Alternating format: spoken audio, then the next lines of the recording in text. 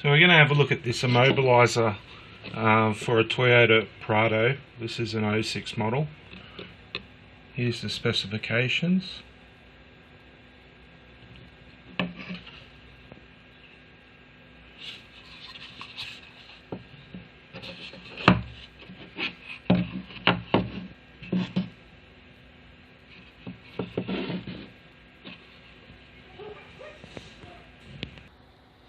So here we're going to have a look at how to open it. Now there's a couple of clips on either side of the immobiliser, so we'll just pry that up just slowly. Just hold one side up, the other side up, just very slightly, just lever it up, no big deal. Okay, so we're going to have a closer look up inside it.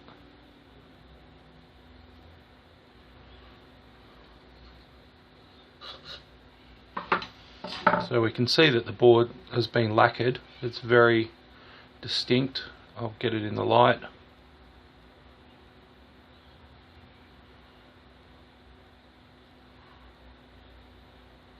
As I said, this is an 2006 Prado.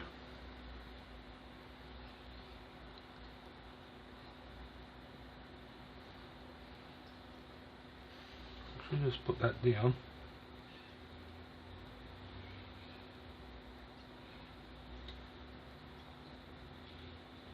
I might have to actually use, I don't think my camera's going to be able to read these chips. I'm not sure whether it's this one or this one, but we will put a bit of cleaner on here so we can actually read what it is. Okay, so what we're going to have to do it's going to have to connect the laptop and actually have a look at this under a microscope. And what I have done is I've used my flux cleaning pen and basically try to get all the lacquer off if I can, and we'll use some cotton buds to actually clean that up as well. So I'm just going to load some drivers. Here's my old trusty J-Cars microscope. It's only very cheap. So it's just a microscope. I've taken the cover off and I'll use that. So we'll install the drivers on the old laptop and we shall have a look and see which one it is. So now what I'm going to do is I'm just going to take my cotton bud and just clean off as much as I can.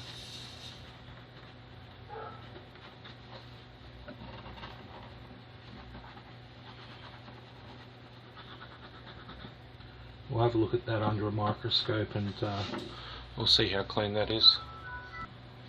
Okay, so what we've done is we've had a look at it under the microscope, and what we really need to do is actually Google the part number, but I'm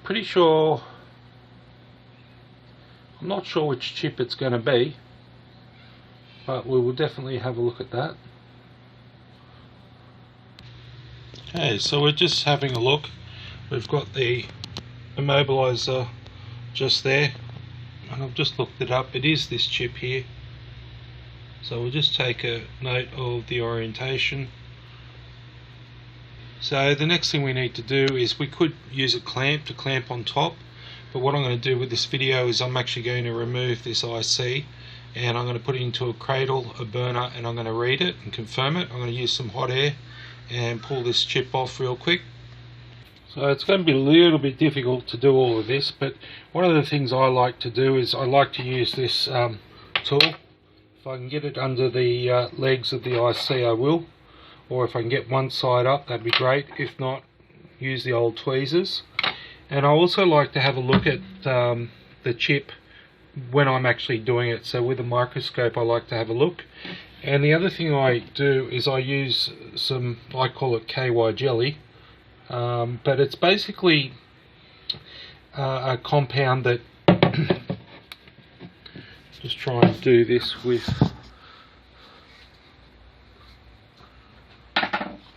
So I'll put a little bit of this on the actual IC. So I'm not actually pulling all the solder off the pads when I do this, when I'm going to use the hot air.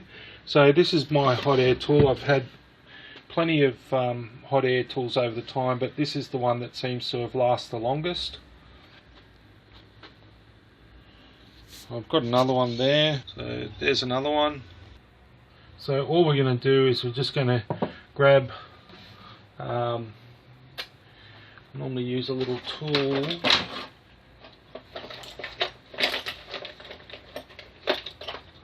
It's a little paste spreader. Just take, you only need the fraction, it doesn't really matter. You have to actually clean the board after you remove the IC anyhow. But just apply a little bit of KY, never hurt anybody. And it'll just keep the solder on the pads a lot better. So what we're going to do is going to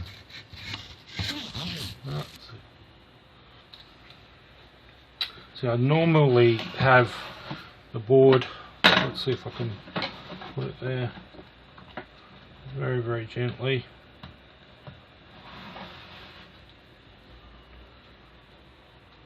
And also the other thing is I grab my hand and I just wave the wand. I can feel when the temperature's right. You don't want too much air because you start blowing other components around.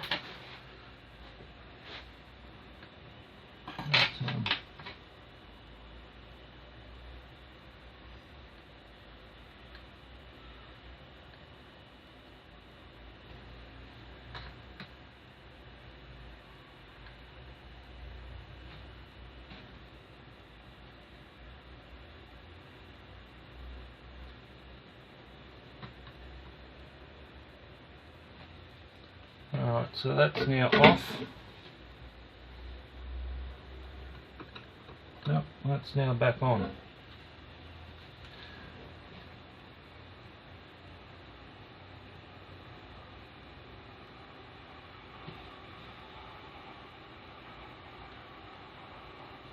I'm trying to do this left-handed when I'm a right-handed person.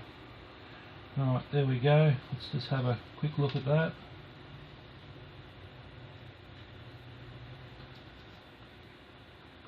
One resistor did move, and I've got like a cap that did move, which I'll, as I said, normally I'll use the microscope and obviously not do a video at the same time, and I'll actually zoom right in and use the laptop to actually see what I'm doing. So my eyes are actually going at the moment, so I really should have just used that, but I can easily fix those components up.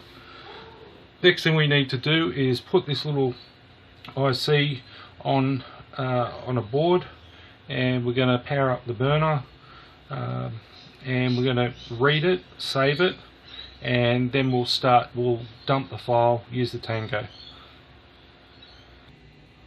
So we're now going to place the chip on top of a board. You can buy these for a few dollars. They're very cheap. Very cheap. Just solder on some legs. You will need to apply some solder to the actual board itself.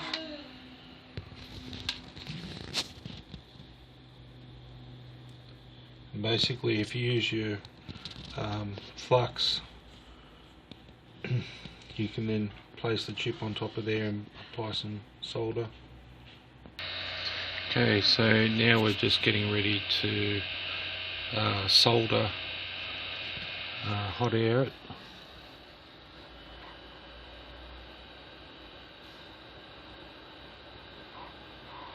And watching with the microscope, we're going to heat up one side. Because there's a lot of flux on here, we'll actually see the IC move.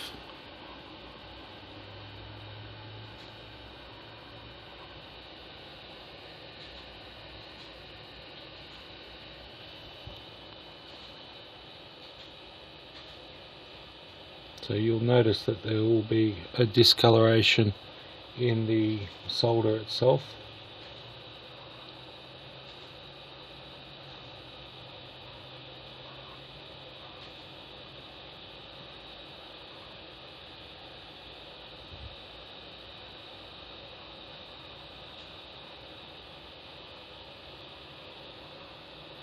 So that's one side done. Now we're going to do the other side.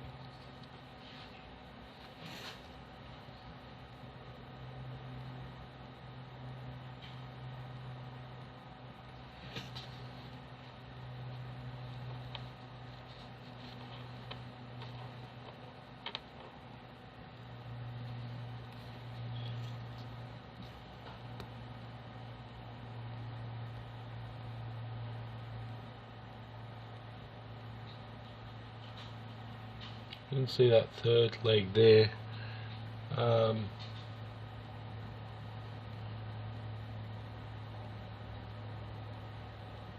have to have a closer look at that.